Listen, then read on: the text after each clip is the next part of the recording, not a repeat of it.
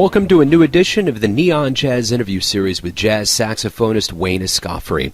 He's back at it again with another gem, 2018 CD Vortex. So he was born in London, and at 6 his mother emigrated to the United States and settled in New Haven, Connecticut. When he was young, he attended the Jazzmobile in New York City, and during his senior year of high school, he attended the Artists Collective Incorporated. That was in Hartford, Connecticut. That led him to work with the best in the business, most notably Tom Harrell and his Quintet and the Mingus Big Band. He is also a founding member of a collaborative group called Black Art Jazz Collective. He's got plenty to say, so please get to know him and dig this interview, my friends. Wayne, it's an honor to speak with you. Thank you for taking a minute out for Neon Jazz. I appreciate it, man. My pleasure. Thanks for calling. So I love Vortex. It's a great album. I don't even know where to begin or end. I just want to start off everything with asking you about this album. Talk to me about the creative forces that went into this project. There are two catalysts for making this album. I mean, one is that it's really my working quartet. You know, the quartet that I've had for the past 2.5 years or so with Ralph Peterson, Ugano Kegwo, and Dave Kikoski. You know, we've really been touring all over the world, becoming more and more a strong and tight unit. So I really wanted to have a studio documentation of this group. That being said, you know, when I write what's happening in my life and what's happening around me. So because this album was pretty much conceived in the last, year and a half or so, obviously what's been happening politically and how that's, affected my life and affected my young son's life has been an inspiration in a lot of the songs. So let me ask you this. What's your approach to each successive album? Are you trying to charter kind of an evolution of your life as a jazz organism, or do you go in with, say, kind of some political leanings or some mantras that are going on in your head? I mean, like I said, I'm really just influenced by what's happening in my life and what's around me. And what I'm trying to do is trying to just better myself as an artist and as a saxophone player. So, I hope that from album to album, people hear progress in my saxophone playing and my writing and my musicality. And what's going to happen inevitably is that, I'm a very open and honest person. I'm very emotional person, so what's going to be happening in my life and what's going to be happening politically and socially, as I am aware in those arenas, they're going to come out in music. So that's kind of a natural thing that happens. It's not something that I'm never trying to push an agenda or purposely trying to do that. It's just, that's what we're thinking about. I mean, just in the same way that, John Coltrane and wrote music, and Billie Holiday and people like that wrote music driven by what was happening in the civil rights era. That's what was in their face. So that's what they wrote about. How vital is the artist's voice in the political climates that, say, we're going through now and Coltrane lived through in the 60s? How vital is it that voice is out there? For me, I think it is vital. And for me, it's almost irresponsible for me to have such a large audience, both literally and figuratively, have a large audience having my attention at all times and me not at least say a little something about just not don't like this person or you should, vote this way or think this way, but just remind people about humanity and about what's good in this world and just let people know that it's something that's on our mind. And I think it's important as artists for us to always just let people know, our audiences know, that we're aware of what's happening and that we feel it and we feel it too, and that we have an opinion about it, without necessarily beating someone over the head with our agenda. So let me go back to the beginning of your life in London. Talk to me about your childhood and how you got so interested in jazz. Well, honestly, my interest in jazz came in the United States, not London. I mean, I was born in London, and I left there when I was about 6, and I traveled with my mother, of course, and we traveled around a lot of places and finally settled in Connecticut when I was about 11. And in New Haven, Connecticut is really where I found my love for jazz. I mean, I was singing in a boys' choir there, in a classical boys' choir, because my mother was very much into classical music. And then just through the great education system in New Haven, New Haven is a great arts community and always has. And through schools like the Educational Center for the Arts and the Neighborhood Music School in New Haven, I was able to find jazz, or rather jazz found me. And, I was a pretty shy kid. And, having moved around a lot, I didn't have that many friends. It was kind of hard for me to make new friends. So jazz was really something that I took to, and all of a sudden, once I found jazz, I really found a community of people, of good people who of good like-minded people. In addition to that, just really studying people like Miles Davis and John Coltrane, and then all of their sidemen, and digging deeper and deeper into the music, I really found a lot of inspiration from young black men that were expressing themselves in a very positive way, and I took to that very much. So of all the instruments you could have picked, you went towards the saxophone. What made you gravitate towards that instrument? That's a good question. As it turns out, my grandfather was an amateur saxophonist, and I actually had no idea at the time, really. But, like I said, I went to a great school, and in elementary school, there was a guy who came with and was playing a lot of different instruments. One of the instruments he played was actually the trumpet. And I was actually more interested in the trumpet, but frankly, they didn't have any left in my band room. So, my mother suggested that I try the saxophone, and I think she casually mentioned that my father's father, happened to play amateur saxophone, and she said maybe you should try it. And I just gave it a try, and I just took to it. Growing up, you are a testament to jazz outreach programs that are very instrumental in getting the youth involved with jazz, like Jazzmobile, which I love, Jazzmobile. And you were involved with other programs. Yeah, so let me ask you this. How vital are those programs to really get kids hooked and to give them a healthy love and appreciation for jazz?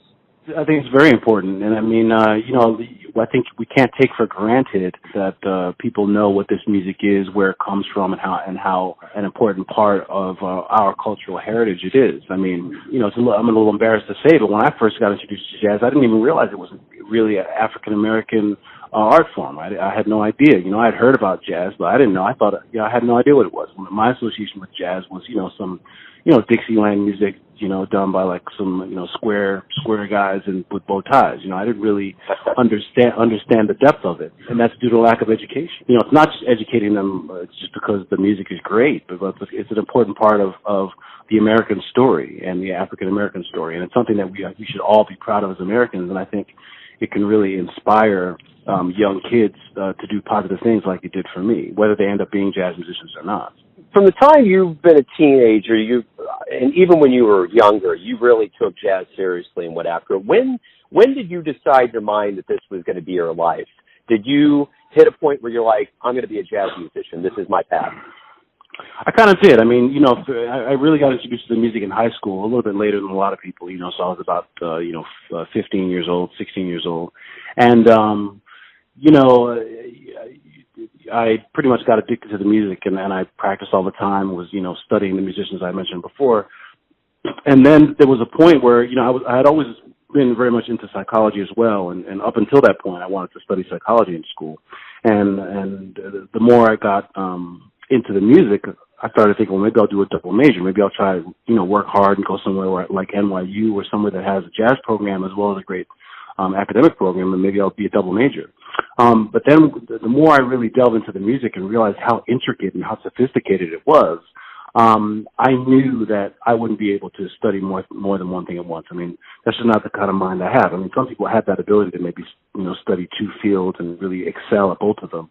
But I knew that if I studied psychology and music, I would probably just be average at both, and I didn't want to be an average musician. So I made a decision around maybe junior year of high school that I wanted to commit myself to being a jazz musician. And, I spoke to my mother about it. My mother was big into education, and she was big into making sure that I went to college. And, she supported me. And what she said, well, if that's a decision you want to make, then you need to make sure that you're the best jazz musician ever. If you decide to just do that, then you need to make sure that you are the best. I took that to heart, and, of course, there is no best in art, and I do not consider myself the best of anything, but, the sentiment was there, and it basically was, if you're going to do this, then you need to work as hard as you possibly can to be the best you can, and that's what I strive to do. So, it's one thing to go to the Hart School, the Thelonious Monk Institute, and the New England Conservatory, but it's another to learn from Jackie McLean and Herbie Hancock and folks like that. What did you glean from these musicians that have resonated throughout your career? Well, I'd say I've gotten different things from each one of them. I mean, from Jackie McLean in particular, I mean, I spent the most time with him, and he really gave me my foundation for the music. He really taught me what was hip musically and what wasn't. He taught me about understanding the history of the music, going back and listening to people like Bud Powell and Charlie Parker, and understanding the lineage of the saxophone, and trying to incorporate that in what I do. And, Jackie McLean in many ways exemplified what it meant to be a jazz musician. I mean, he demanded respect, not by anything that he said, but just by the way he carried himself. He went through a lot to be able to bring the jazz program to the Hart School when doing something like that wasn't the most popular thing to do. So he knew how to carry himself. He knew how to speak to people. He knew how to make people respect him. And he really taught us how to act around older musicians. I mean, after studying with Jackie McLean, and when I moved to New York, and when I was in the Thelonious Monk Institute and meeting a lot of older musicians, I think the older musicians that I met really appreciated that I knew how to speak to them, how to respect them, and how to honor what they've done for us to be able to play this music. So, and I didn't grow up with a father, so in many ways I consider Jackie McLean, the biggest father figure in my life. So, he taught me a lot, both musically and also just as much as just as far as being a man. The one thing about your life is you've been very well educated in the formal classroom with a master's degree, bachelor's degree. But getting out in the world and playing with Tom Harrell and even the Mingus Big Band, that had to be a huge dose of real-world education for you. Sure. Yeah, for sure. I mean, there's only so much you can learn in the schools. And you have to realize a lot of these musicians that we love and admire and put on pedestals, they didn't go to school. And if they did, maybe some of them didn't do well, and some of them didn't study music, and some of them dropped out. Their real education was on the street, and it wasn't an easy street either. I mean, it was a street filled with racism and drugs and a lot of other things, and they managed to strive. So, the education that I've gotten is both formal, but I very much appreciate the road education that I've gotten, because that's a whole other thing. The command that Jackie had over his life, that you saw that he got the respect for who he was. I want to ask you this. For all the musicians that you've played with over the years, from Billy Hart to Eddie Henderson, Rufus Reid, all the way down the line, what did you get from those musicians that have helped you be a teacher on the bandstand? You've been around long enough. You get younger musicians around you. What do you want to teach them, either by your actual teachings or by osmosis for those younger players? Well, it's a difficult question. I mean, but I guess the easy answer or the direct answer is kind of all the guys that I spent time with were just very honest and very direct, and you have to find that balance between tough love and brutal honesty and encouragement. And I try to do that. I mean, and I think most of the people that study with me, from students at college students at Yale to high school kids at NJPAC, and even to my son. I mean, anyone that's gets my teaching, I think, gets a balance between that tough love and that direct approach to encouragement. And I mean, when I've been around, when I've toured with all of these musicians, they had no problem letting me know when something was not happening. And a lot of times it wasn't even by something that they said. It was just by something that they did. By taking the horn out of their mouth and stopping playing, by just giving me a look, or sometimes just directly saying, that's not it. And I think that's important. And I think, I think we're losing some of that because a lot of these older musicians, unfortunately, are leaving us. When I moved to New York, and in 1999, and even when I visited New York from New Haven, even before then, a lot of times I was even scared to step on the stage at a jam session because, I would see people like Donald Byrd and George Coleman sitting in the audience, and I wouldn't, and these days, sometimes you see people jumping on the bandstand and doing things that I know, if Jackie McLean and all the cats that were around when I was their age were still around, they wouldn't be having it, So anyway, long story short, I just think there's definitely a balance between the directness and that tough love approach, and making sure that students stay encouraged and know that they can accomplish what they're trying to accomplish. I want to take a slight tangent off what you said there when you talk about these legends and these veterans of the world that have kept this jazz torch going, and you're one of those cats now that keep doing that for jazz. You're one of the leaders of the jazz movement now. What do you and other jazz musicians these days need to do to keep that old spirit alive and to keep this jazz vehicle moving well into the future? Well, I think we can't to succumb to, in a way, jazz politics, and industry politics. And I don't mean to bash, anybody, in the political arena of the music or the arts.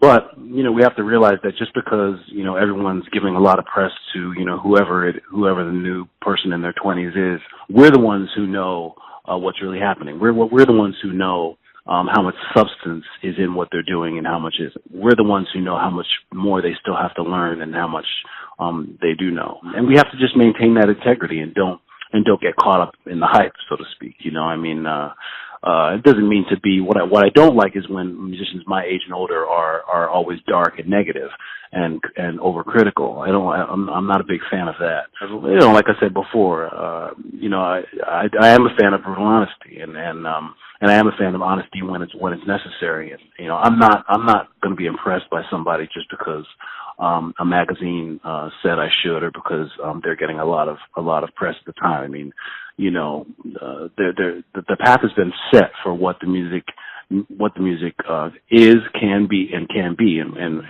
that's not going to change whether someone's getting a lot of airplay or on a TV show or whatever. So we just have to maintain our integrity and really remember the teachings that we got. I mean, I think it's important to realize that, again, like I said before, we're losing a lot of these masters every day. So whether we like it or not, in many ways, my generation, the musicians in their late 30s and 40s, and of course musicians in their 50s now, we're the ones who are carrying the torch, whether we like it or not, because everyone's leaving. So we have to really maintain that integrity. So of all the tours and all of the stages that you've been on throughout your career, has there been a particular tour or show that really made you grow, whether it was a exhilarating experience or it was really tough? Is there anything that stands out in your mind that really made you grow as a musician? That's difficult just because, I've seen so many shows and I've been around New York so much that I think depending on where I was in my development, each show had a big impact and pushed me to further heights. I mean, certainly seeing Jackie McLean perform all the time was a big thing. I got to say though, one show that stands out to me is when I was in high school. I had a girlfriend and we wanted to take a trip to New York, so we went to the Village Vanguard to see the Roy Hargrove Quintet. And this was, like I said, like in the 90s. And I was really taken by that performance. I mean, of course, the guys I remember the most in the band were Christian McBride and Roy and Antonio Hart. And just seeing those guys on the bandstand, seeing young black men on the bandstand, dressed in a hip way, taking the music really seriously. I don't recall them even reading music, but they knew the music. They were creating great harmonies together, and it just was a great combination of professionalism and fun and style and hipness. And it really, when I saw that, I really knew that this is what I wanted to do, and that's the kind of person that I wanted to be. In your life, you've gotten accolades. You won a Grammy with the Mingus Big Band. You've been voted over and over in Downbeat as one of the best on your instrument. Of all the accolades that you've gotten, I don't want to know what your favorite one is, but is there one that you got that just surprised you? You didn't expect it. You were like, wow, that's cool. Oh, that's difficult. I'm not sure. I mean, I definitely appreciated winning the Downbeat Critics Poll a few years ago. You're winning Best Saxophonist or Rising Star Saxophonist. That's tricky. I mean, honestly, the most recent thing that I can think of has just been my recent appointment as lecturer in jazz improvisation at the Yale School of Music. I mean, I just feel really honored that they reached out to me and asked me to asked if I'd be interested in teaching there, and it's been a great opportunity, and it's helping me grow, and it's also given me an opportunity to share this music to a wider community of people, the Yale community, and even furthermore in the New England community where I actually originally fell in love with the music. So in a weird way, it's not necessarily an accolade or an award, but it's definitely made a big impact on me, that appointment in the last 2 years. So talk to me about being a founding member of the Black Art Jazz Collective. That has to be a really cool venture for you. Yeah, it really is. I mean, not only because I think the band has a great message, we're celebrating Black culture and Black icons in the way that we are through music, but also just being around guys that I like, being around guys that I grew up with in this music. I mean, Jeremy Pell, Jonathan Blake, Vicente Archer, everyone. We all came up through this music together, and when we're on the bandstand, we mess with each other, we push each other musically. We all know each other's, we all know the intricacies of each other's social lives. We're really close, and I think that kind of camaraderie comes through in the music. And then if you add to the fact that most of us are fathers, and we all have a positive message that's unified, that we're all trying to give, it really makes the group a special unit. And I think when you hear this band play live, and we will be performing more this coming summer and through the year, and we're making another recording next week. When you hear the band perform, I mean, you really feel that connection through the music. Why do you love jazz? I love jazz because it gives me freedom. It's soulful, and it tells my story. As time flies, your career continues to lengthen, and it's probably, I would think, apropos to say that you're a veteran of the jazz world. How do you feel about your career up to this point? Are you happy with what's transpired? I am happy with what's transpired. I mean, I feel really blessed, and I'm kind of excited with some of the things that I'm thinking of doing next, and I'm eager to see what happens from here. So let me ask you this: everyone has a perception of you, your family, your friends, your fans, business associates. But when you wake up, Wayne, and you face the world, who are you? Who do you think you are? I think I'm a complicated individual. I think I'm a very emotional person. I think I have a lot of integrity, and I think that I'm very forthright. I own all of those things, and I try to just do my best to every day just be the best person I can. Right on. Wayne, thank you for Vortex, the music, and being a force in jazz, and I appreciate your time today. My pleasure, man. Thanks for talking to me. Thanks for listening and tuning in to yet another Neon Jazz interview, where we give you a bit of insight into the finest players in London, New York, Kansas City, and spots all over the world, giving fans all that jazz. And thanks to Wayne for his time and his music. If you want to hear more interviews, go to Famous Interviews with Joe Domino on the iTunes Store. Visit neonjazz at youtube.com, and for everything Neon Jazz, go to the neonjazz.blogspot.com. Until next time, enjoy the jazz, my friends.